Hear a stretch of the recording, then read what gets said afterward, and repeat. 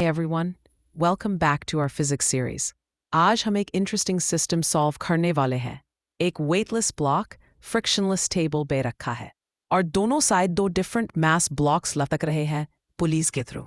Question ये है, tension दोनों side same है या अलग? चलो step by step समझते हैं। Imagine एक smooth table है, कोई friction नहीं। उस table के दोनों side दो pulleys लगे हुए हैं। लेफ्ट साइड पे मास m1 लटक रहा है, राइट साइड पे मास m2।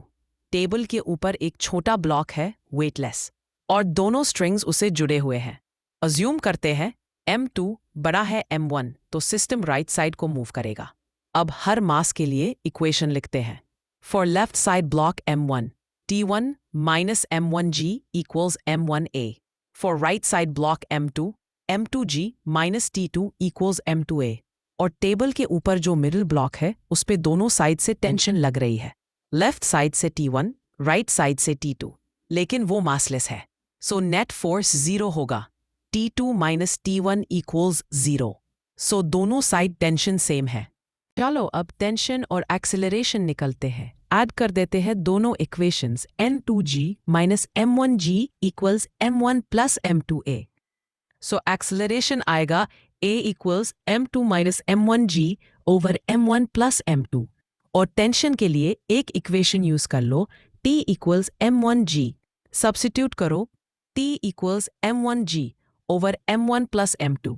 सिंप्लीफाई करते हैं, t equals 2m1 m2g over m1 plus m2 and उसका वैल्यू ये है।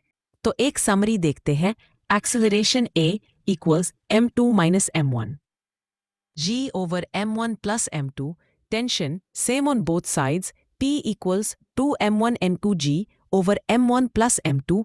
अगर m1 equals m2 तो सिस्टम रेस्ट में रहेगा, नो एक्सेलरेशन और t equals m1g हो जाएगा।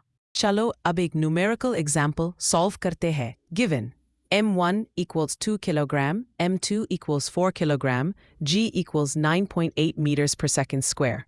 Step 1, acceleration a equals m2 minus m1g over m1 plus m2 equals 19.6 over 6 equals 3.27 meters per second square. Tension T equals 2m1 m2g over m1 plus m2 equals 156.8 over 6 equals 26.13 newtons. So final answers. Acceleration a equals 3.27 meters per second square. Tension T equals 26.1 newtons. दोनों side same tension आएगा। अगर video पसंद आए हो तो like करो, share करो और सब्सक्राइब करना मत भूलना। Keep learning and keep growing.